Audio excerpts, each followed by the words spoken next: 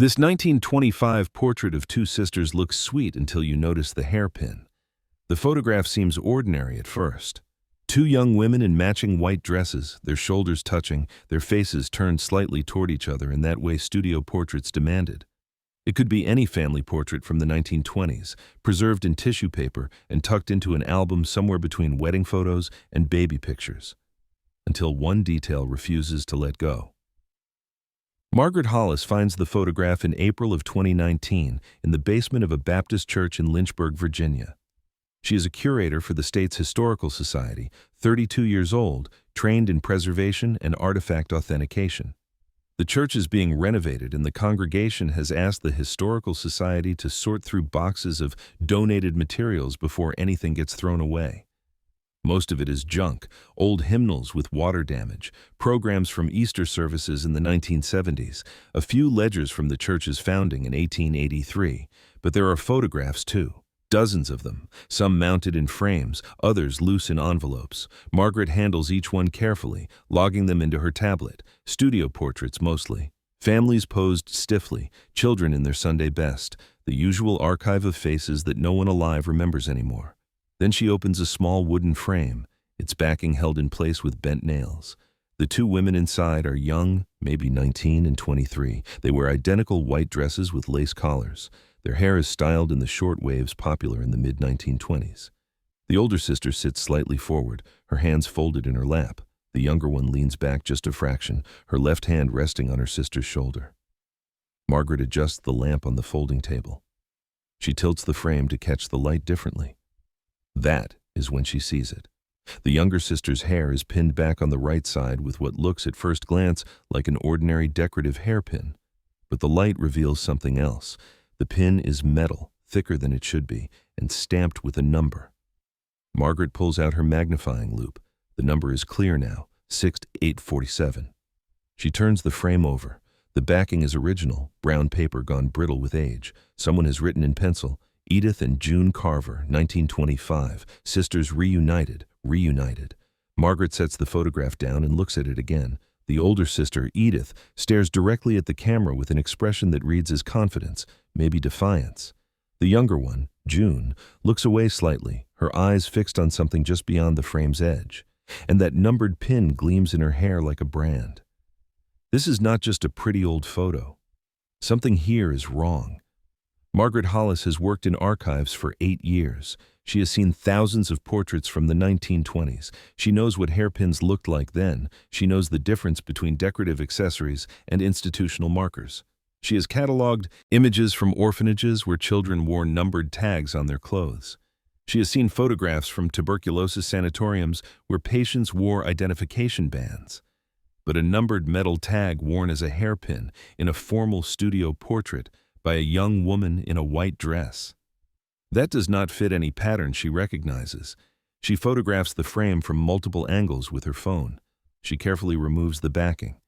The paper tears slightly at one corner, but she manages to preserve most of it. Behind the photograph itself, tucked between the image and the wooden backing, is a folded piece of paper. Margaret unfolds it with tweezers. It is a receipt from Dalton Photography Studio, Lynchburg, Virginia. Dated June 14, 1925, 2 portraits, paid in full, and below that, in different handwriting, a note. E paid for both. J wore what she came with. Margaret sits back in the metal folding chair. Around her, the church basement smells like mildew and old paper. A dehumidifier hums in the corner. She looks at the photograph again, at that numbered pin, at the word reunited written in pencil. Her phone is in her hand before she fully decides to make the call. She texts a colleague, Dr. Raymond Banks, a historian at the University of Virginia who specializes in medical institutions and social welfare programs in the early 20th century. She sends him a photo of the hairpin detail. He responds in less than 10 minutes. Can you meet tomorrow? I think I know what that is. She feels a weight settle in her chest. She has learned over the years that when a historian says they know what something is and they want to meet in person to explain, the explanation is never simple. It is never just an interesting historical footnote. It is something that someone, at some point, worked very hard to hide. Raymond Banks meets Margaret at a coffee shop near the university the next morning. He brings a file folder, the old-fashioned kind, stuffed with photocopied documents. He spreads them out on the table between their cups. Institutional identification tags, he says, used at the Virginia State Colony for epileptics and feeble-minded. Margaret stares at the documents. They are intake forms mostly. Lists of names, ages, dates of admission. Each person has a number. Some of the forms include small photographs clipped to the corner. In several of these photographs, Margaret can see metal tags pinned to clothing, or in a few cases, attached to hair. The colony opened in 1910, Raymond explains. He is in his 50s, soft-spoken, with the careful manner of someone used to delivering bad news. It was one of the flagship institutions of the American eugenics movement. By 1925, when your photograph was taken, the colony was at its peak, over 1,000 patients. He uses the word patients, but something about his tone makes it clear the word does not quite fit. Most of them were women, he continues, committed by families, by courts, sometimes by employers. The criteria for being labeled feeble-minded were loose, very loose: promiscuity, poverty, having a child out of wedlock, being difficult to control. Margaret feels her throat tighten. And the tags? Standard practice. Every resident got a number. It went on their clothing, their bedding, their medical files. Some women tried to take them off. Some administrators started pinning them to hair instead, or sewing them into hems. He pauses. It was harder to remove that way. Margaret pulls up the photograph on her phone and zooms in on June Carver's face. The girl looks so young, 19, maybe 20 at most. If this girl escaped, Margaret says slowly, why is she still wearing the tag in the photograph? Raymond leans back and looks at her. That is an excellent question. Over the next 2 weeks, Margaret traces the Carver sisters through every record she can access. She starts with the obvious: birth certificates, census records, city directories. Edith Carver, born 1902, appears in the 1920 census living with her parents in Amherst County, Virginia. June Carver, born 1906, is listed in the same household. By 1925, Edith is listed in the Lynchburg City Directory as a seamstress, living in a boarding house on 5th Street. There is no listing for June. Margaret requests records from the Virginia State Colony. The process takes days. The institution closed in the 1990s, but its records were transferred to the Library of Virginia.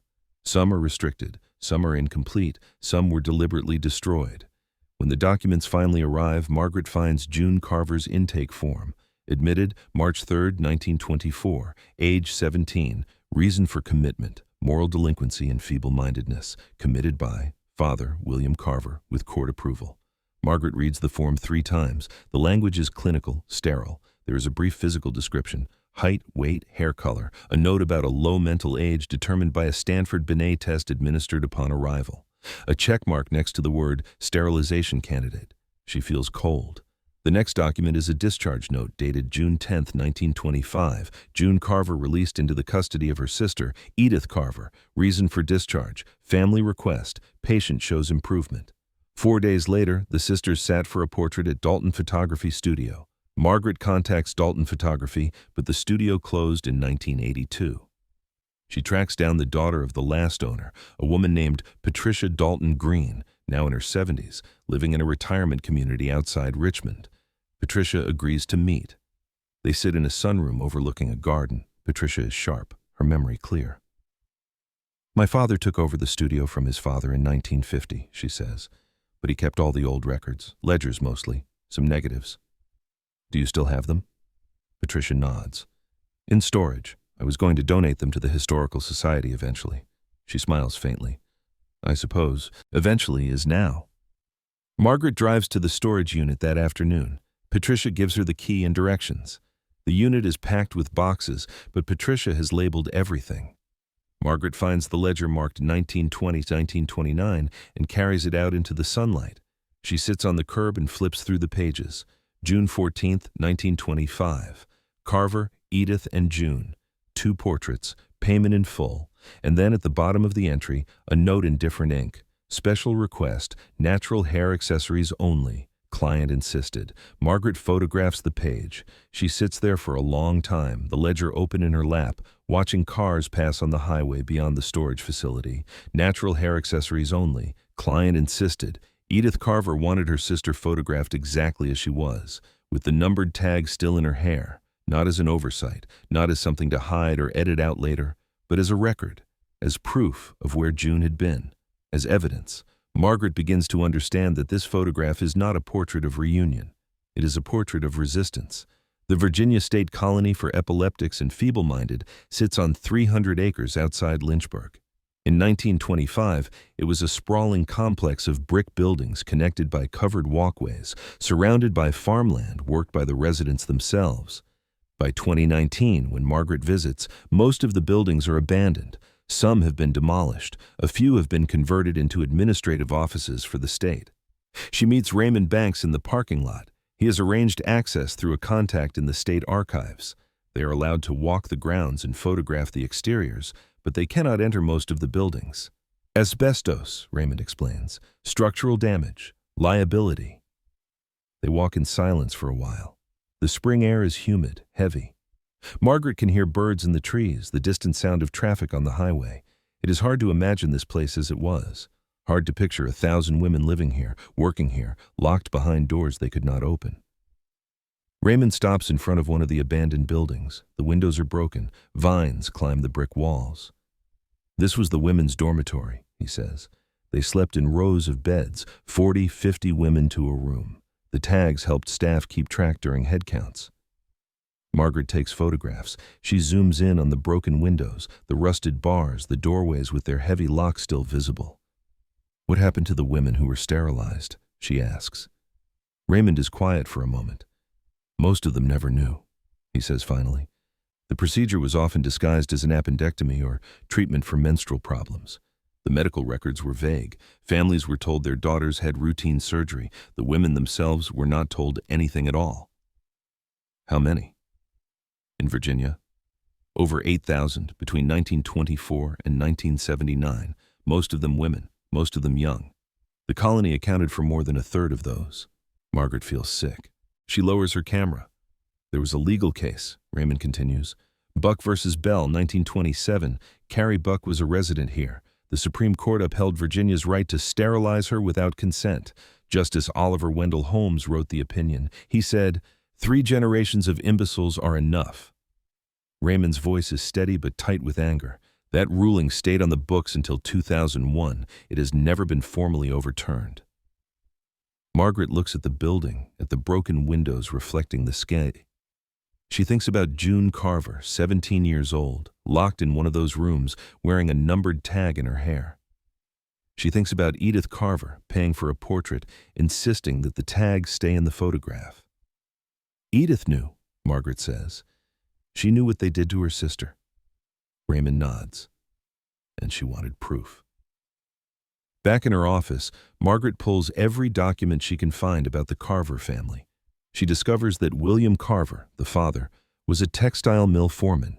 He had 3 daughters. Edith was the oldest, June was the youngest. The middle sister, Ruth, died of tuberculosis in 1923.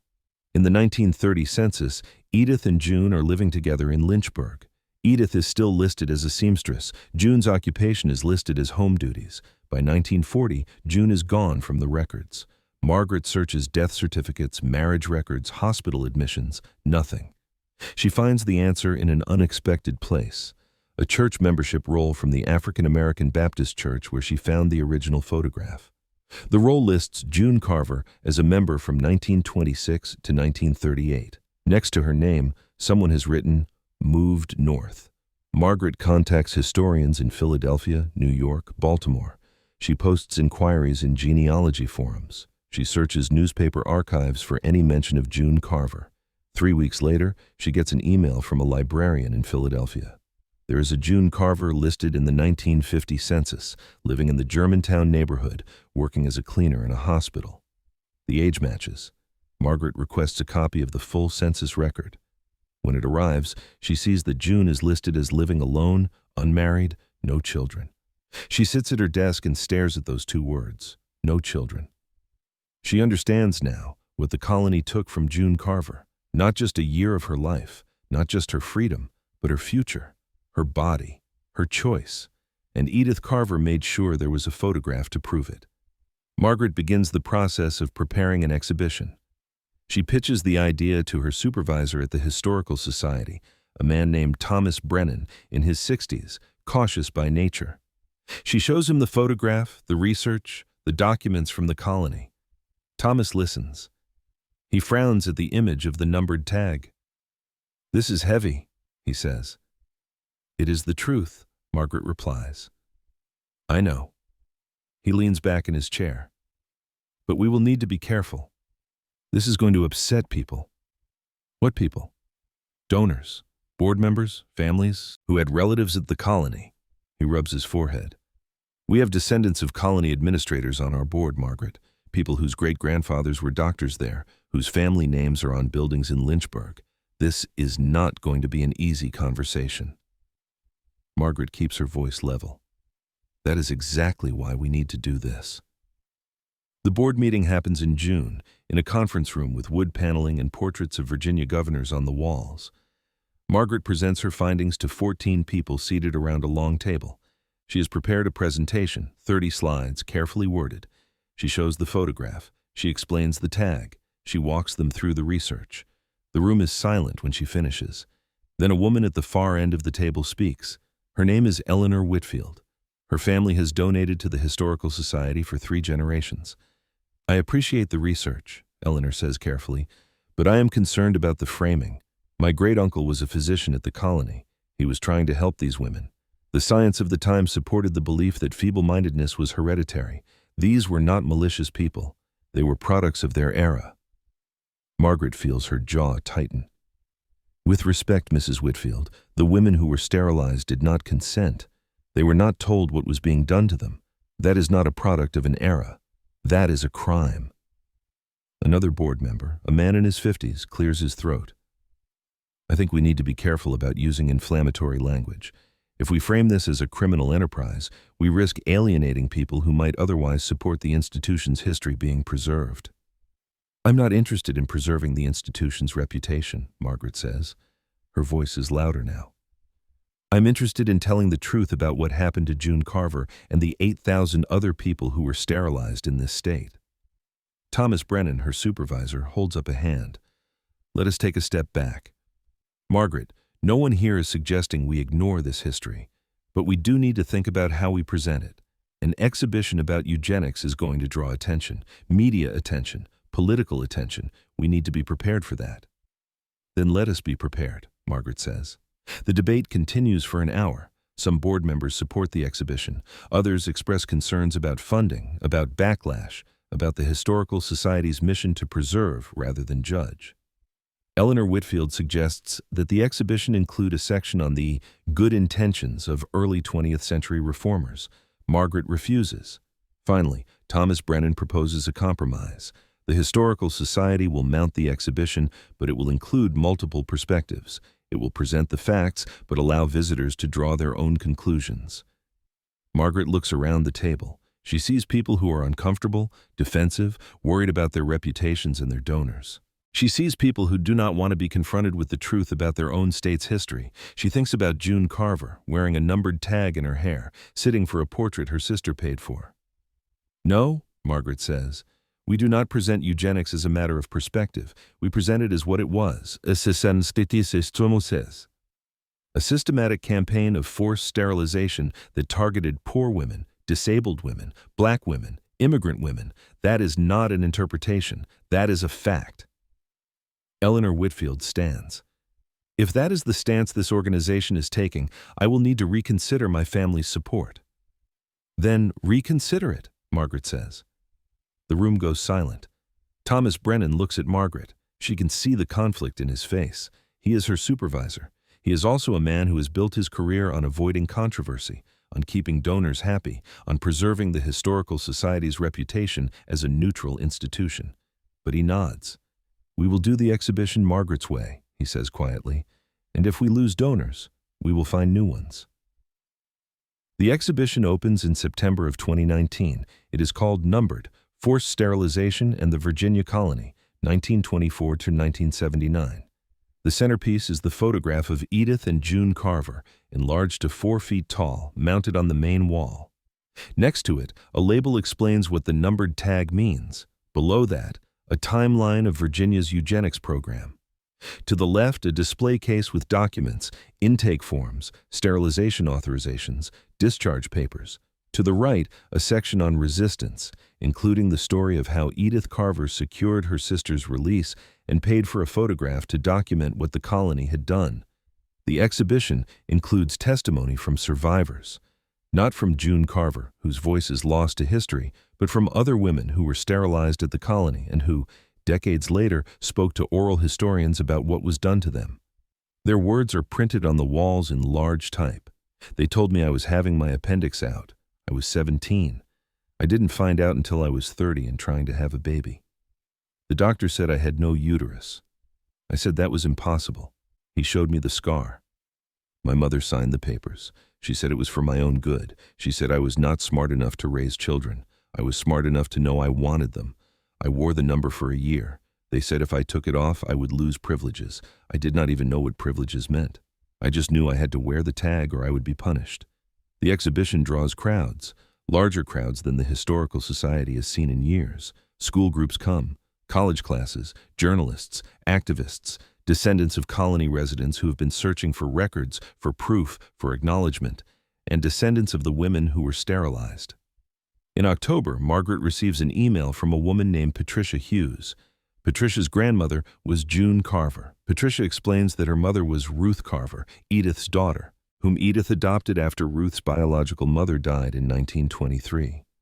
Patricia grew up hearing stories about her great-aunt June, the sister who escaped, the sister who moved north, the sister whose name was mentioned quietly and sadly, always with the sense that something terrible had happened that no one wanted to explain. Patricia visits the exhibition on a Tuesday afternoon.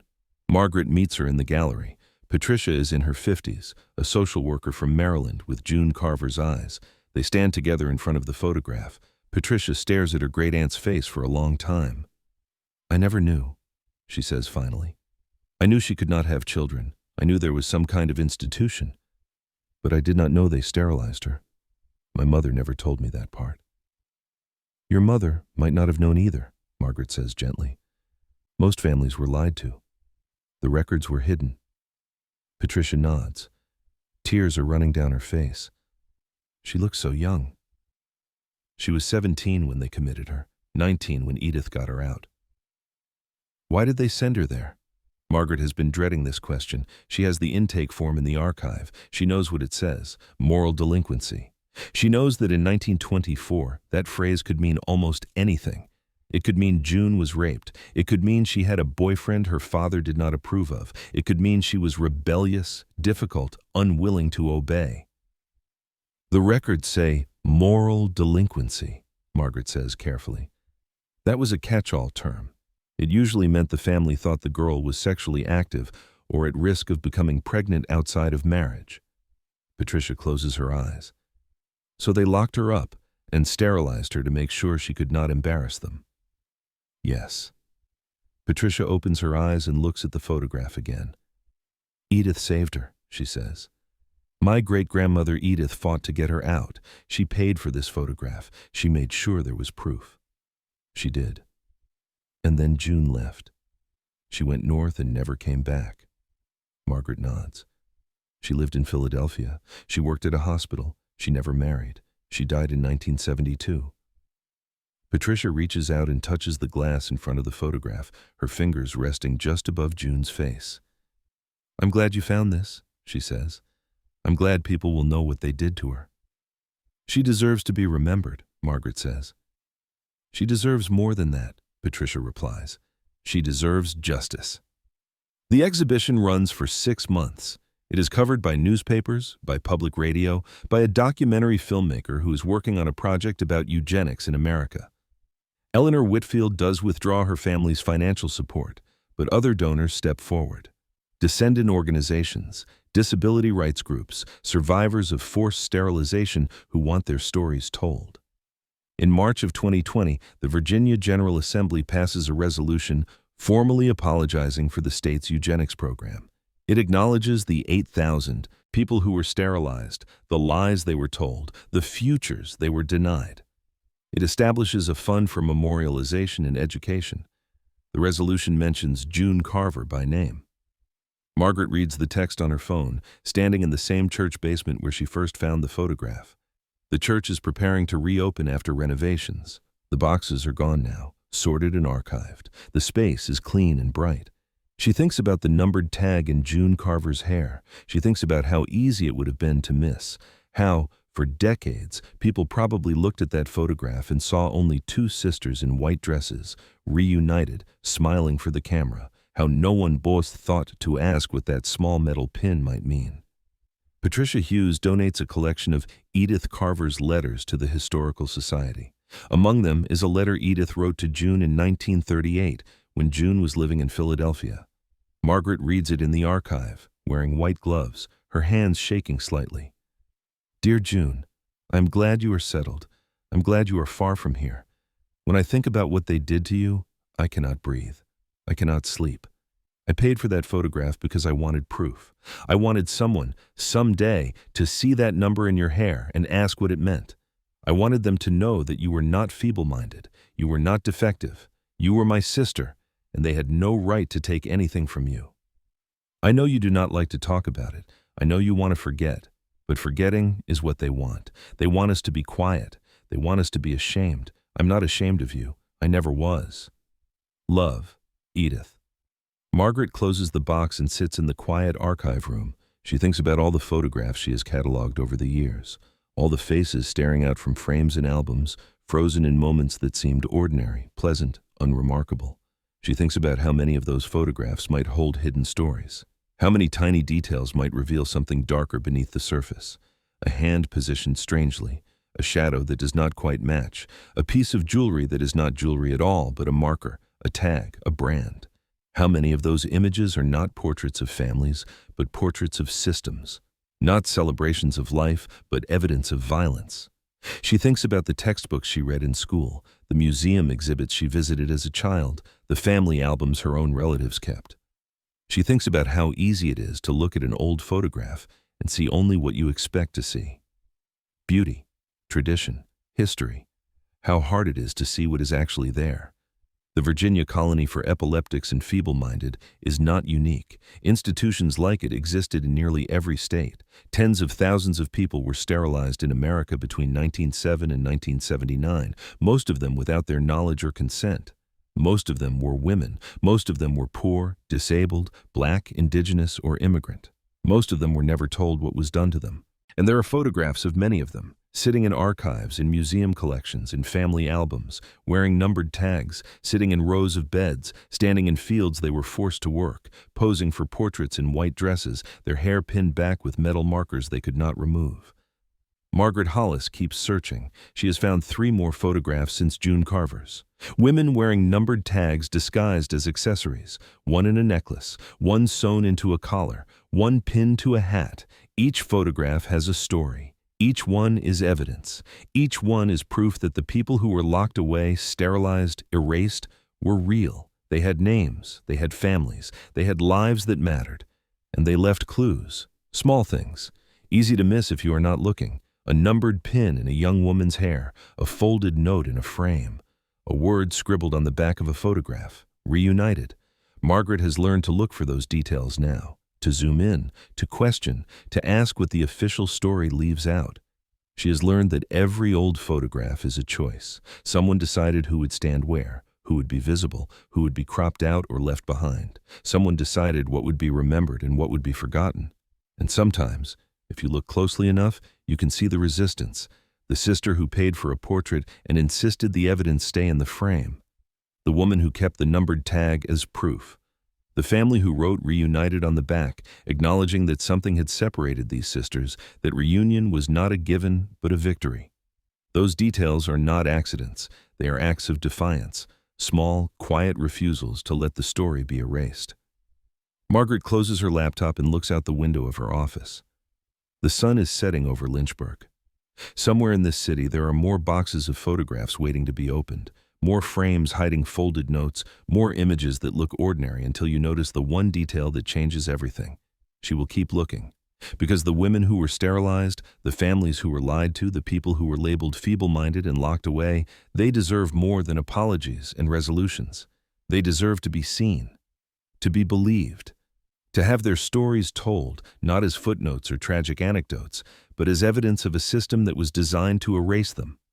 And every photograph that reveals that system is a small act of restoration, a way of giving back to people who had no power when the camera clicked, the one thing they were denied, proof that what happened to them was real, was wrong, and will never be forgotten.